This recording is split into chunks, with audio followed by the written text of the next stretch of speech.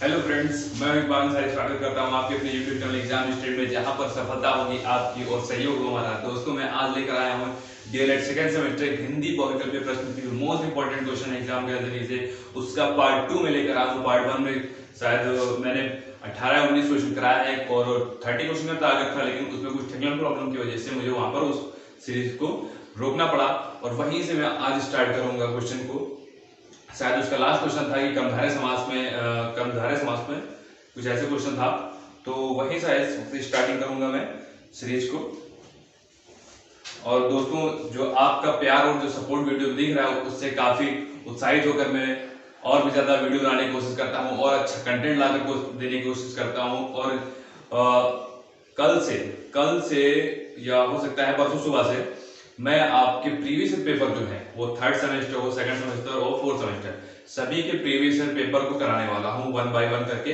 वो चाहे पार्ट में अपलोड कराऊं या हो सकता है मैं पूरे क्वेश्चन में पेपर एक साथ में एक वीडियो में अपलोड कर दूं। तो ज्यादा से ज्यादा लोगों को शेयर करके बताएं कि जो प्रीवियस पेपर है उनको भी कराया जाएगा और साथ साथ में अपने मॉडल पेपर जो मैंने तैयार किए हैं उसको भी मैं कराऊंगा और उसका सोल्यूशन दूंगा। आई थिंक जो एग्जाम के लिए बहुत ही उपयोगी होने वाले हैं, बहुत ही इंपॉर्टेंट होने वाले हैं। तो अपने दोस्तों को शेयर करें वीडियो को सब्सक्राइब करें, चैनल को सब्सक्राइब करें, लाइक करें, शेयर करें और कमेंट बॉक्स में जरूर बताएं कि आपको ये वीडियो कैसी लग रही है। तो आज की जो क्लास है वो है डीएलएड सेकंड सेमेस्टर हिंदी की बहुविकल्पीय प्रश्न की। वहां से जो क्वेश्चन मैंने छोटे थे वहीं से मैं स्टार्ट करूंगा। सो आज का जो फर्स्ट क्वेश्चन है वो है बेखौफ शब्द में बे उपसर्ग जुड़ा है। बेखौफ शब्द में बे उपसर्ग जुड़ा है, वो बताना है कि जो बे वर्ड है, जो बे शब्द आया हुआ है, जो बे वर्ड है, ये बताना है कि कौन सी भाषा से आया हुआ है। ये उर्दू का शब्द है, फारसी का है, हिंदी का है, अंग्रेजी का है। आई थिंक आपको क्वेश्चन दिख रहा होगा क्लियर। तो बताना है कि ये जो हिंदी में बेखौफ में बे उपसर्ग जुड़ा हुआ है, ये कौन से शब्द से आया हुआ है। उर्दू का है, फारसी का है, हिंदी का है, अंग्रेजी का है। जल्दी से बताएं। तो ये जो क्वेश्चन है इसका राइट आंसर होगा बेखौफ जो है वो है फारसी भाषा का शब्द है, फारसी का है, जिसका राइट आंसर होगा बी। Option is B. तो तेजी से चलेंगे ताकि जल्दी से हमारी सीरीज खत्म हो सके और मैं आगे अगली वीडियो भी स्टार्ट कर दूंगा अगले सब्जेक्ट की। नेक्स्ट क्वेश्चन है कि मुद्रा शब्द का अर्थ है। मुद्रा शब्द का अर्थ है, बताना है अंगूठी है। ऑप्शन इज अंगूठी, ऑप्शन बी रुपया, ऑप्शन सी आकृति, ऑप्शन डी उपरोक्त सभी। तो बताना है कि चारों में से कौन सा ऑप्शन सही है। फास्ट बताएं, जल्दी से बताएं। तो राइट ऑप्शन इज 25 क्वेश्चन का जो राइट ऑप्शन होगा वो होगा डी, उपरोक्त सभी। उपरोक्त सभी इसका राइट आंसर होगा उपरोक्त सभी। नेक्स्ट क्वेश्चन की बढ़ते हैं 26। हिंदी साहित्य में सर्वाधिक मनोरंजक विधा। हिंदी साहित्य में सर्वाधिक मनोरंजक विधा कौन सी है। कौन सी ऐसी विधा है जिसको आपको पढ़ने में बहुत ही मनोरंजक लगता है, बहुत ही मनोरंजन मिलता है उससे। तो कौन सी है। ऑप्शन ए कहानी, ऑप्शन बी नाटक, ऑप्शन सी संस्मरण, ऑप्शन डी निबंध। जल्दी से बताएं। So the question answer is, जो बहुत ही मनोरंजक विधा होती है वो कौन सी होती है। कहानी होती है।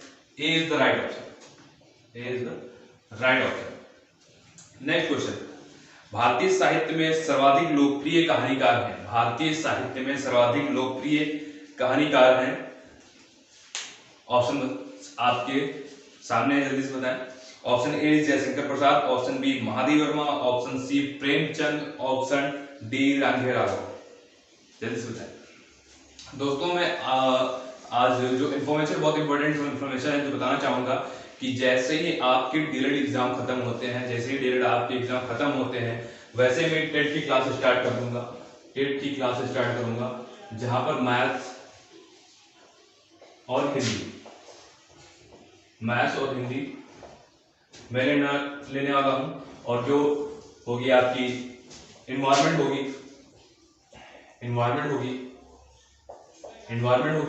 साइको होगी, साइकोलॉजी होगी। ये आपके सेकंड टीचर आएंगे उसके लिए। वो लेंगे। और जो लास्ट बचती है आपकी इंग्लिश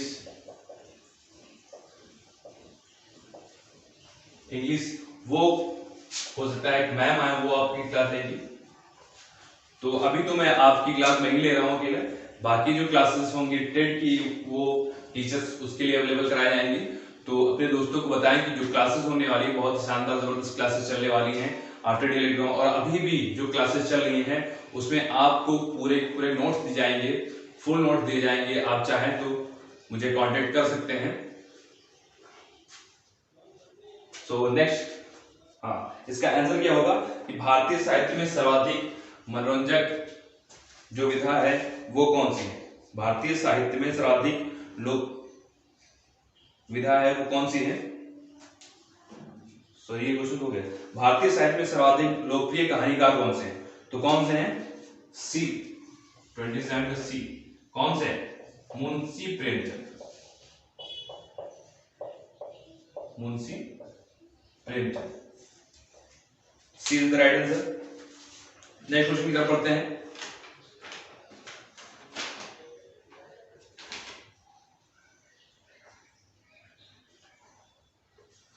नेक्स्ट क्वेश्चन इज बच्चा सर्वप्रथम सीखता है। तो बच्चे के बारे में बताया गया है कि बच्चा सर्वप्रथम क्या सीखता है? सबसे पहले बोलना सीखता है, पढ़ना सीखता है, या सी ऑप्शन सीखना सीखता है, डी ऑप्शन जो है इसका खेलना सीखता है। तो राइट आंसर जो इसका होगा वो होता है बच्चा सबसे पहले बोलना सीखता है, बोलना सीखता है। नेक्स्ट क्वेश्चन है बच्चे की प्रथम पाठशाला है। बच्चे की प्रथम पाठशाला है। बच्चे की प्रथम पाठशाला क्या होती है? जल्दी से बताएं सभी लोग। बच्चे की प्रथम पाठशाला परिवार, पड़ोस, मित्र या विद्यालय? कौन सा आंसर इसका सही होगा? परिवार, पड़ोस, मित्र या विद्यालय? तो जो इसका प्रथम पाठशाला होती है वो कौन होता है? उसका परिवार होता है। उसका परिवार होता है। उसका परिवार होता है। तो राइट ऑप्शन इज 29 का ए हो जाएगा। नेक्स्ट है 30 में जो क्वेश्चन है कि गद्य के अंतर्गत आता है। गद्य के अंतर्गत क्या क्या आता है? गद्य के अंतर्गत क्या क्या आता है वो बताना है आपको। ऑप्शन इज नाटक, कहानी, पत्र, उपरोक्त सभी।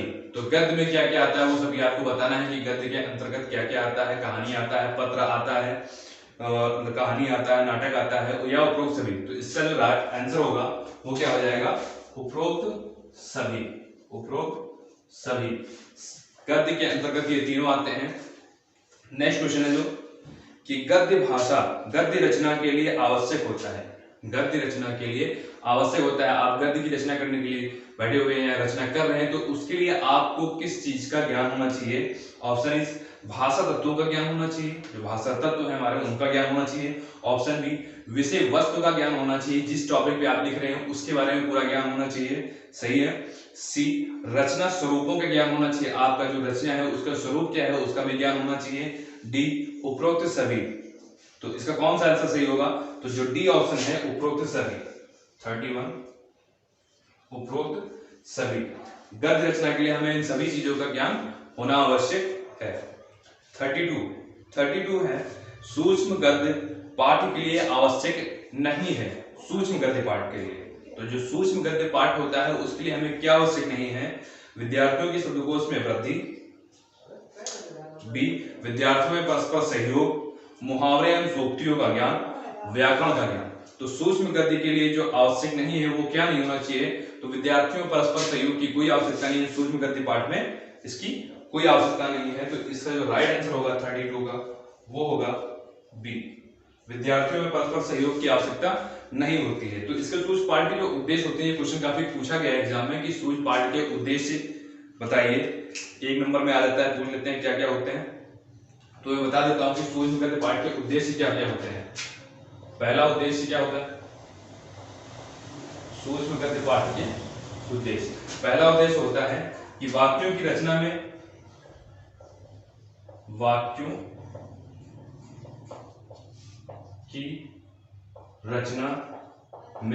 व्याकरण व्याकरण के ज्ञान का पूर्ण उपयोग होना चाहिए, का पूर्ण उपयोग होना चाहिए। सेकंड है शब्द ज्ञान कोश में शब्द ज्ञान कोश में वृद्धि होगी। थर्ड है मुहावरे लोकोक्तियों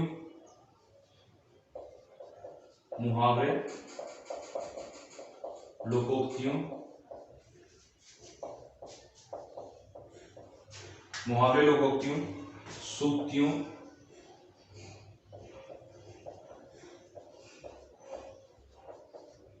आदि का ज्ञान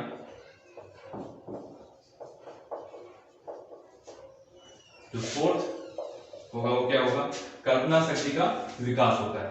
इससे बच्चों में जो होता है वो कल्पना शक्ति का विकास होता है। बच्चे रचना के लिए सोच करके रचना के लिए ज्यादा वो सोचते हैं और जिससे उनकी कल्पना शक्ति का विकास होता है। कल्पना शक्ति का विकास होता है। तो मोस्ट इंपोर्टेंट क्वेश्चन है, एग्जाम में पूछा भी जा चुका है और आने की उम्मीद भी है इसकी। तो नेक्स्ट क्वेश्चन की तरफ बढ़ते हैं अपने। जो नेक्स्ट क्वेश्चन है वो है उपसर्ग एवं प्रत्यय को कहते हैं। उपसर्ग एवं प्रत्यय को क्या कहते हैं? जल्दी से बताएं, उपसर्ग और प्रत्यय को क्या कहते हैं? वाक्य कहते हैं, शब्दांश कहते हैं। ऑप्शन आपके सामने आए थे, दिख रहे होंगे, जल्दी से बताएं और अपने दोस्तों को बता दें, सभी दोस्तों को शेयर कर दें कि जो एग्जाम स्टेट पे क्लासेस चल रही है बहुत ही शानदार और जबरदस्त क्लासेस चल रही हैं, जहां पर आपको मैथ्स के फुल चैप्टर वाइज क्वेश्चन कराए जाएंगे और साथ ही साथ जो इंपॉर्टेंट क्वेश्चन होंगे वो भी अलग से आपको कराए जाएंगे। और अभी 2 दिन के बाद में हो सकता है मॉडल पेपर और प्रीवियस पेपर दोनों को साथ में लेकर चलूंगा, हर एक सेमेस्टर की, हर एक सब्जेक्ट की।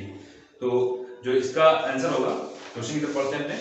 उपसर्ग एवं प्रत्यय को क्या कहते हैं? उपसर्ग एवं प्रत्यय को क्या कहते हैं? शब्दांश कहते हैं, वाक्यांश कहते हैं, शब्द कहते हैं या पद कहते हैं? तो जो उपसर्ग एवं प्रत्यय होते हैं, उपसर्ग एवं प्रत्यय जो होते हैं वो क्या होते हैं? शब्दांश होते हैं। क्या होते हैं?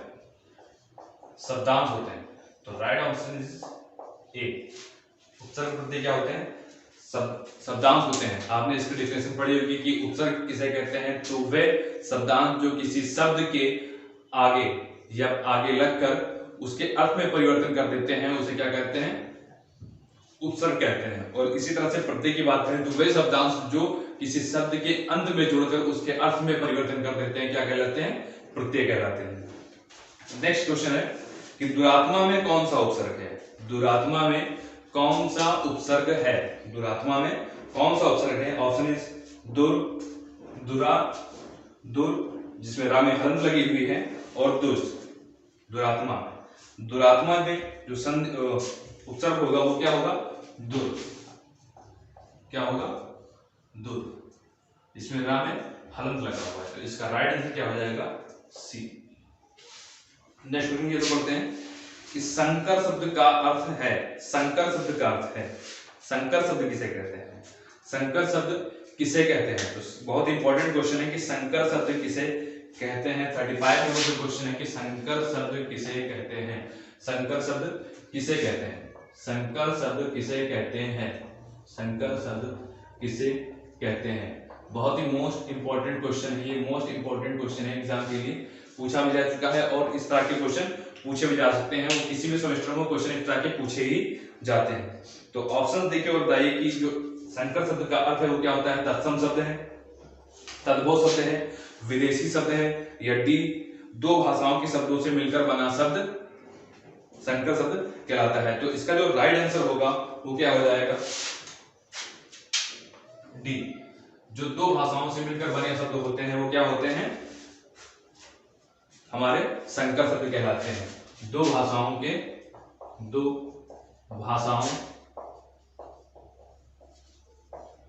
के योग से बने शब्द संकर शब्द कहलाते हैं। और इसका जो एग्जाम्पल है वो भी बहुत ही इंपॉर्टेंट है, कई बार पूछा जा चुका है कि रेलगाड़ी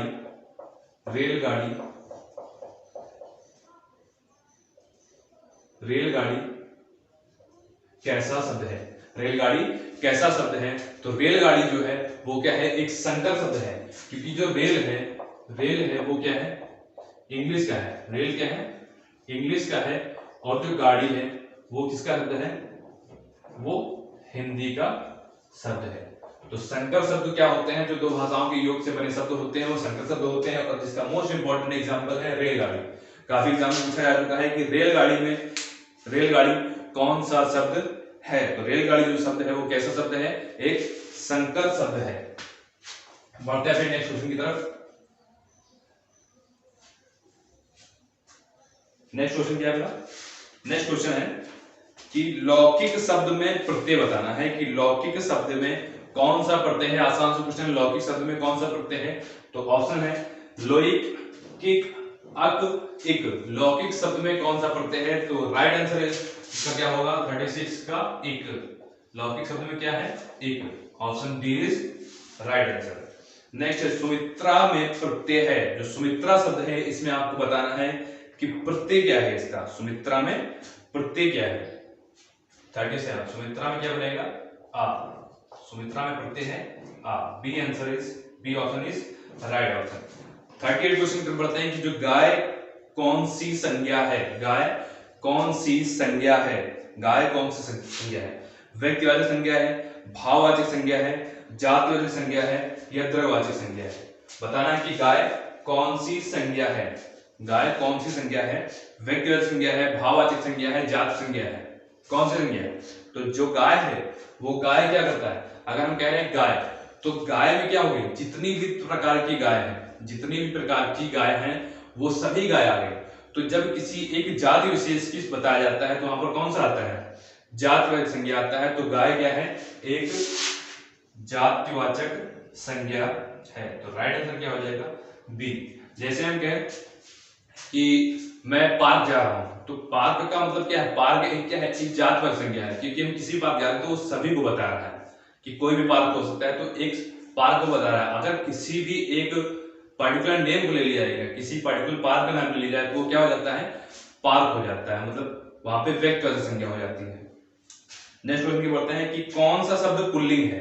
कौन सा शब्द पुल्लिंग है? ऑप्शंस दिए गए हैं आशा, कष्ट, भाषा, दया। इसमें आपको बताना है कि कौन सा शब्द पुल्लिंग है। तो ऐसे शब्द जब भी आते हैं कि पुल्लिंग को पुल्लिंग और स्त्रीलिंग पहचानना होता है, तो उन शब्दों का पहले क्या करते हैं, वाक्य प्रयोग करते हैं, कि उन शब्दों से वाक्य बनाना शुरू करते हैं।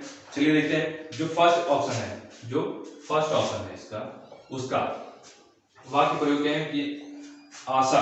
अगर इसका हम वाक्य प्रयोग करें तो कौन हो जाएगा, आशा। आशा क्या बनेगा, मेरी आशा है कि आप अच्छे अंक से उत्तीर्ण हो, तो मेरी आशा, तो ये क्या हो जाएगा, स्त्रीलिंग। सेकंड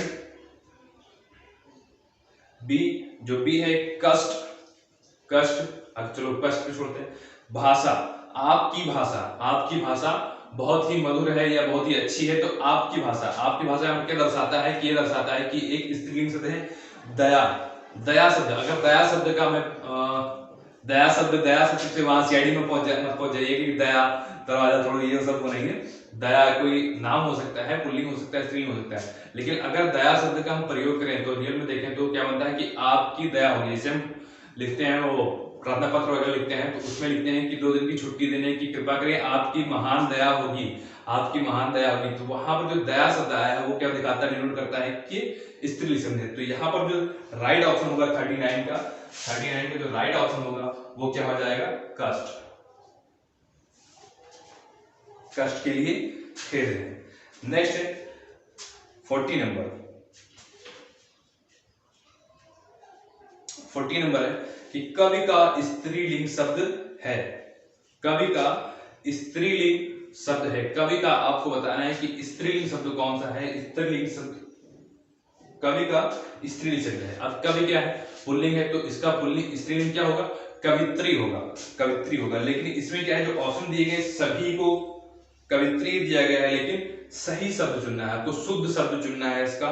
तो ए है कवित्री, बी है कवियत्री, सी कवित्री। तो इसका जो राइट आंसर होगा वो क्या हो जाएगा, सी। 30 40 ऑप्शन जो होगा वो क्या हो जाएगा, कवित्री। C option is the right option. Next question की तरफ बढ़ते हैं, 41 क्वेश्चन की तरफ, कि वीर का स्त्रीलिंग होगा। वीर का स्त्रीलिंग होगा। बहुत ही इंपॉर्टेंट क्वेश्चन है। कभी कभी वन लाइनर में क्वेश्चन में पूछ लेते हैं, एक नंबर पूछ लेते हैं कि विद्वान का स्त्रीलिंग बताइए। विद्वान का स्त्रीलिंग शायद 4th सेमेस्टर एग्जाम में पूछा गया था कि विद्वान का स्त्रीलिंग बताना था।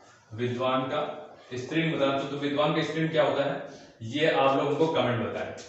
कमेंट बॉक्स में आप लोग बताएंगे कि विद्वान का स्त्रीलिंग, विद्वान का स्त्रीलिंग आप सभी को बताना है कि विद्वान का स्त्रीलिंग क्या बनेगा। विद्वान का स्त्रीलिंग क्या बनेगा।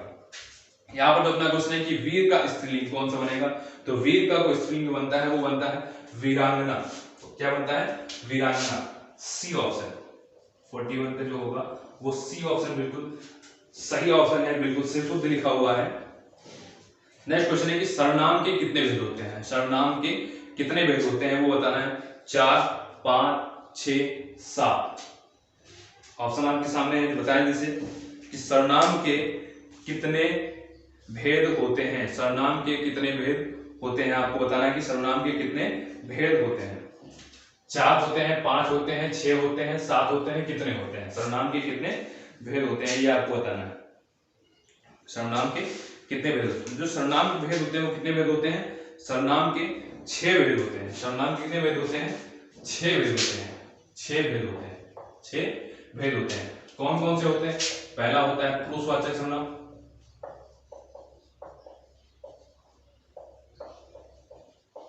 पुरुषवाचक सर्वनाम। सेकंड होता है निश्चयवाचक सर्वनाम, निश्चयवाचक सर्वनाम, निश्चयवाचक सर्वनाम। थर्ड होता है अनिश्चयवाचक सर्वनाम, जिसमें कुछ निश्चित नहीं होता है, अनिश्चयवाचक, अनिश्चयवाचक सर्वनाम। फोर्थ होगा इसका क्या, प्रश्नवाचक सर्वनाम, प्रश्नवाचक सर्वनाम। फिफ्थ क्या हो जाएगा, संबंधवाचक सर्वनाम। 6 जो होता है इसका क्या होता है, निजवाचक सर्वनाम।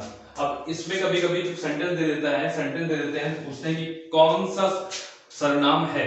जैसे एग्जांपल में कि जो आया है, जो आया है सो जाएगा, जो आया है सो जाएगा। तो इसमें बताना है कि कौन सा सर्वनाम यूज किया गया है, ये भी आप कमेंट बॉक्स बताइएगा। इसमें बताना है कि कौन सा सर्वनाम का यूज हुआ है, जो आया है सो जाएगा। ऑप्शन आपकी ये 6 ऑप्शन है, इसमें से 6 ऑप्शन में से बताना है कि जो आया है सो जाएगा। बढ़ते हैं नेक्स्ट क्वेश्चन की तरफ। जो हमारा नेक्स्ट क्वेश्चन है वो क्या है, नेक्स्ट क्वेश्चन है कि अच्छा ये क्वेश्चन भी अपना आगे देखो, जो सो के प्रयोग से संबंधित सर्वनाम है। चलिए क्वेश्चन पे आ गया, बता ही देते हैं कि जो सो के प्रयोग से संबंधित सर्वनाम है। यही क्वेश्चन आ गया, बताना है आपको। जो सो के संबंध पर आपको बताना है कि कौन सा सर्वनाम होगा। चलिए ऑप्शन आपके पास 6 ऑप्शन है, आप इनमें से बताइए कौन सा ऑप्शन सही है। सो द राइट आंसर कौन सा हो जाएगा, संबंधवाचक सर्वनाम, संबंधवाचक सर्वनाम, संबंधवाचक सर्वनाम। इसका जो होगा वो हो जाएगा संबंधवाचक सर्वनाम। जो आया है सो जाएगा, तो जो और सो जो दो वर्ड होते हैं, जो और सो, ये क्या होते हैं, संबंधवाचक सर्वनाम होते हैं, संबंधवाचक सर्वनाम। बहुत ही इंपॉर्टेंट क्वेश्चन है ये भी, वनडे एग्जाम में काफी पूछा जा चुका है। नेक्स्ट क्वेश्चन है, वह श्रेष्ठ उपासक है। वह श्रेष्ठ उपासक है। वह श्रेष्ठ उपासक है में विशेष बताना है। वे विशेष बताना है कि कौन सा विशेष है। कौन सा विशेष है, आपको विशेष बताना है कि वह श्रेष्ठ उपासक है। इस वाक्य में आपको बताना है कि कौन विशेष है और विशेषण बताइए। इस वाक्य में विशेषण और विशेष दोनों बताइए कि विशेषण और विशेष क्या होते हैं। विशेषण और विशेष क्या होते हैं। विशेषण और विशेष क्या होते हैं। सबसे पहले तो आप बताइए कि विशेष क्या है। इस ऑप्शन में विशेष क्या है। विशेष क्या है। चलो आप क्वेश्चन के बाद में देखेंगे, पहले तुम देख लेते हैं कि विशेष क्या होते हैं। विशेष क्या होते हैं और विशेषण क्या होते हैं। विशेषण क्या है, बहुत ही इंपॉर्टेंट चीज पूछ लेते हैं कभी कभी एक नंबर में, आपके अति लघु प्रश्न में पूछ लेते हैं कि विशेषण को उदाहरण से समझाइए या विशेष को उदाहरण से समझाइए। तो बहुत ही इंपॉर्टेंट क्वेश्चन है। तो विशेषण क्या होते हैं। विशेषण ये तो आपको पता ही है कि संज्ञा या सर्वनाम की विशेषता बताने वाले शब्दों को विशेषण कहते हैं। संज्ञा या सर्वनाम शब्दों की विशेषता बताने वाले शब्दों को क्या कहते हैं। विशेषण कहते हैं। विशेषण कहते हैं। लेकिन जब बात आती है विशेष किसे कहते हैं, तो ऐसे शब्द जो संज्ञा सर्वनाम की, ऐसे जिस संज्ञा सर्वनाम की विशेषता बताई जाती है, जिस संज्ञा या सर्वनाम की जो विशेषण शब्द होते हैं, ये विशेषण शब्द होते हैं संज्ञा सर्वनाम की विशेषता बताते हैं। विशेषण शब्द क्या करते हैं, संज्ञा सर्वनाम की विशेषता बताते हैं। तो जो शब्द संज्ञा सर्वनाम की विशेषता बताते हैं वही हमारे क्या होते हैं, विशेष होते हैं। तो इसको कैसे लिखेंगे, संज्ञा या सर्वनाम, संज्ञा या सर्वनाम शब्दों की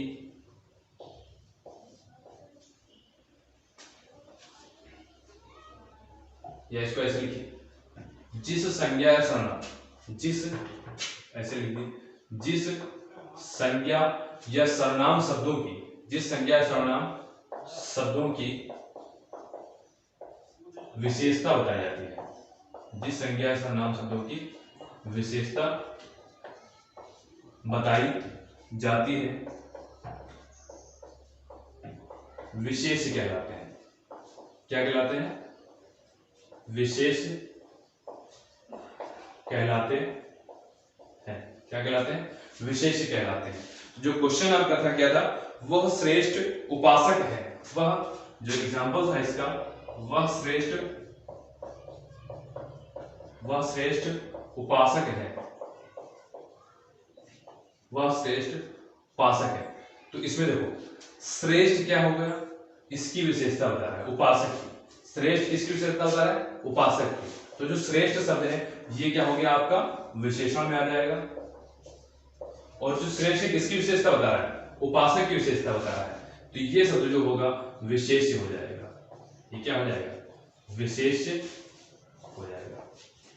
ये हो जाएगा विशेष। तो उपासक शब्द जो है वो क्या हो जाएगा, इसका विशेष हो जाएगा। इसका राइट आंसर हो जाएगा 44 का। 44 का राइट आंसर क्या हो जाएगा उपासक। C is the right answer. C is the right answer. Next question बढ़ते हैं। चतुर विद्यार्थी से प्रश्न पूछो, वाक्य में विशेषण है। सिंपल क्वेश्चन अभी ने बताया कि विशेषण क्या होते हैं, संज्ञा सर्वनाम की विशेषता बताने वाले शब्दों को विशेषण कहते हैं। तो इसमें तो आपको पता ही चल गया होगा कि विशेषण क्या है। चतुर विद्यार्थी से प्रश्न पूछो, ऑप्शन आपके सामने, जल्दी से बताएं। चतुर विद्यार्थी से प्रश्न पूछो। चतुर विद्यार्थी से प्रश्न पूछो में आपको विशेषण बताना है। विशेषण बताना है। विशेषण बताना है। तो इसका जो राइट आंसर होगा वो क्या हो जाएगा, चतुर। क्या हो जाएगा, चतुर। तो 45 का जो आंसर होगा वो क्या हो जाएगा? सी। क्या हो जाएगा? चतुर। चतुर is right answer. Next question क्या है हमारा? 46 जो क्वेश्चन होगा वो क्या हो जाएगा? पद्य सौंदर्य में सौंदर्य होता है। आपको बताना है कि पद्य में कौन कौन से सौंदर्य का वर्णन होता है।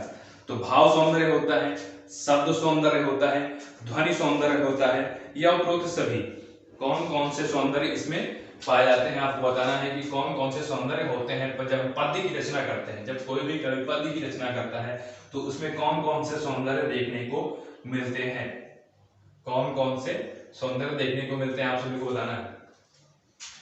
कौन कौन से सौंदर्य देखने को मिलते हैं? भाव सौंदर्य होता है, शब्द सौंदर्य होता है, ध्वनि सौंदर्य होता है, कौन सा सौंदर्य होता है? तो इसका जो राइट आंसर होगा 46 का जो राइट आंसर हो जाएगा वो डी हो जाएगा कि उपरोक्त सभी। हमें पद्य में क्या मिलता है? सभी सौंदर्य देखने को मिलते हैं। तो फ्रेंड्स बढ़ते हैं नेक्स्ट क्वेश्चन की तरफ, जो हमारा 47 नंबर क्वेश्चन है। 47 नंबर क्वेश्चन है कि पद्य में हो सकता है 47 नंबर जो क्वेश्चन है 47 नंबर क्वेश्चन है, पद्य में हो सकता है। पद्य में क्या हो सकता है? महापुरुषों की गाथा हो सकती है, प्राकृतिक वर्णन हो सकता है, करुणामयी गाथा हो सकती है, या उपरोक्त सभी। तो पद्य में जो रचनाएं होती हैं वो हमें कौन कौन सी मिल सकती है? महापुरुषों की गाथा भी मिल जाती है, प्राकृतिक वर्णन भी मिलता है, और करुणामयी गाथा भी मिल जाती है। जैसे सूर्यकांत त्रिपाठी निराला के देख लीजिए तो क्या है उसमें आपको प्राकृतिक वर्णन मिल जाएगा, और महादेव वर्मा की रचनाएं देख लीजिए, पद रचनाएं देख लीजिए तो उसमें क्या है? करुणामयी गाथाएं मिल जाती हैं। तो आई थिंक और जो महापुरुषों की गाथाएं भी मिल जाती हैं। तो इसका जो राइट आंसर होगा वो होगा उपरोक्त सभी। 47 का डी होगा। 47 का राइट आंसर।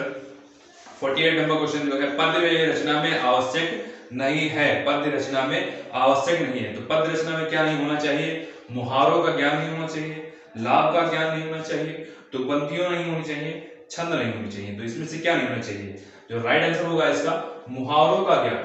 48 जो इसमें होगा वो होगा मुहारों का ज्ञान होने की आवश्यकता नहीं है, बाकी सभी की आवश्यकता होती है। 49 नंबर क्वेश्चन है कि मौखिक अभिव्यक्ति की विशेषताएं हैं। जब मौखिक अभिव्यक्ति होती है तो उसकी क्या क्या विशेषताएं होती हैं?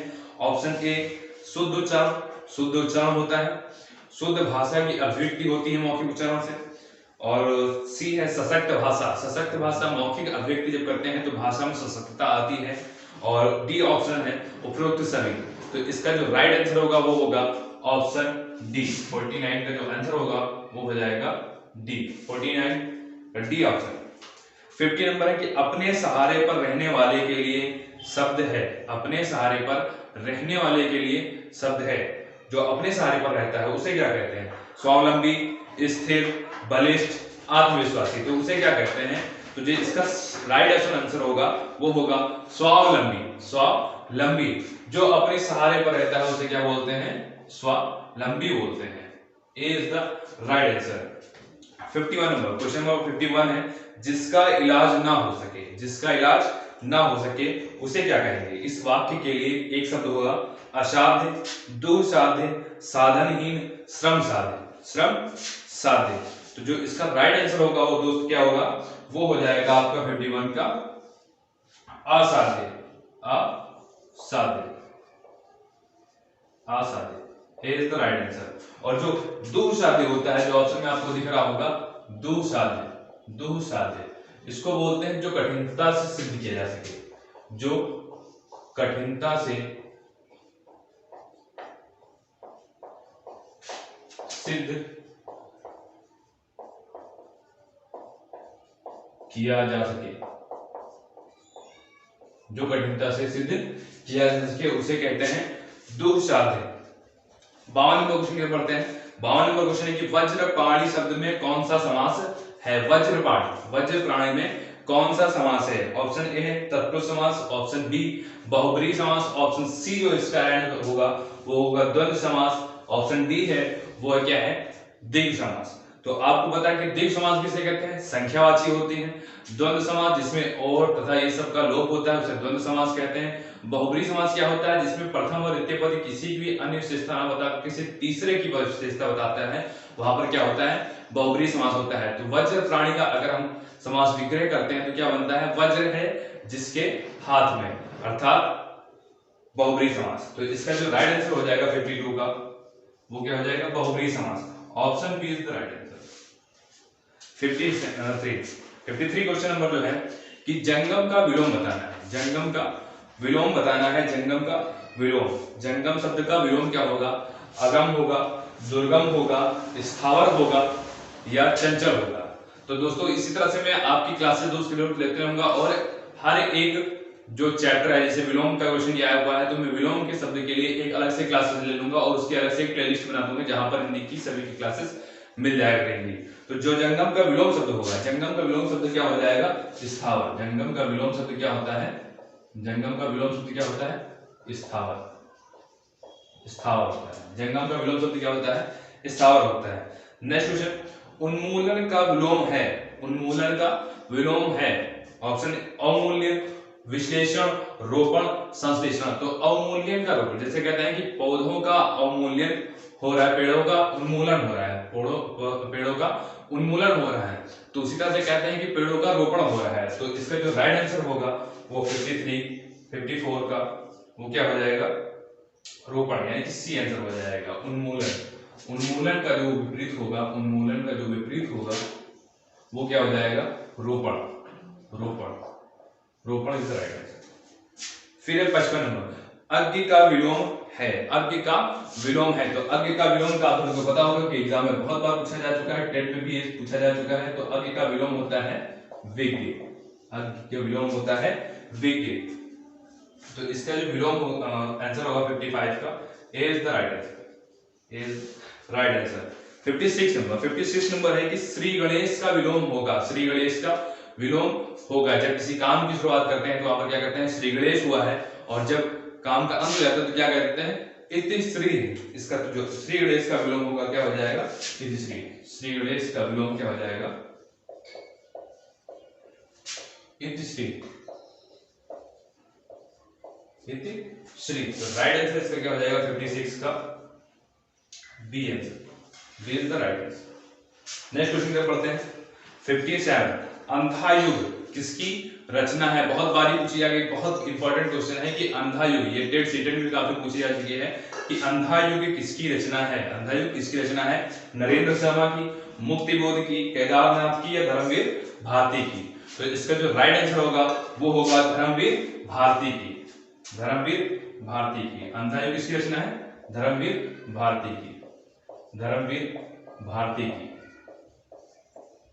D is the right answer. Next question बढ़ते हैं कि कलम का सिपाही किसने लिखी है, कलम का सिपाही किसने लिखी है। ऑप्शंस आपके सामने हैं, बताइए जल्दी से कि कलम का सिपाही किसे कहते हैं, किसने लिखी है, कलम का सिपाही किसने लिखी है। दोस्तों इस तरह से क्लासेस लगातार चलती रहेंगी और मैं डेली की डेली आपको महत्वपूर्ण क्वेश्चन की सीरीज जो चल रही है वो कराता रहूंगा, और अपने दोस्तों को शेयर कर दें, बताएं सभी को। एग्जाम स्टेट पे क्लासेस लगातार डेली की डेली चल रही हैं और मैं अभी हो सकता है आज या कल से मैं प्रीवियस ईयर पेपर सॉल्व कराना शुरू कर दूं। सभी सेमेस्टर की जो भी सब्जेक्ट्स हैं उनके प्रीवियस ईयर पेपर के जो ऑप्शनल हैं और अति लघु हैं उनको मैं सॉल्व कराऊंगा। तो जो इसका क्वेश्चन का राइट आंसर होगा क्या होगा, कलम का सिपाही किसने लिखी है, कलम का सिपाही किसने लिखी है। तो कलम का सिपाही किसकी रचना है, अमृत राय की है। 58 कलम का सिपाही किसकी रचना है, अमृत राय की है। Option B is the right answer. पढ़ते हैं क्वेश्चन 59 की तरफ। कठिन काव्य के प्रेत किस कवि को कहते हैं, कठिन काव्य के प्रेत किस कवि को कहते हैं। ऑप्शन ए सेनापति, चिंतामणि, मतीराम, केशवदास। किसको कहते हैं, तो जो कठिन काव्य के प्रेत कहा जाता है वो आचार्य केशवदास जी को कहा जाता है। 59 का जो आंसर होगा वो होगा Keshavdas. Option D is the right answer.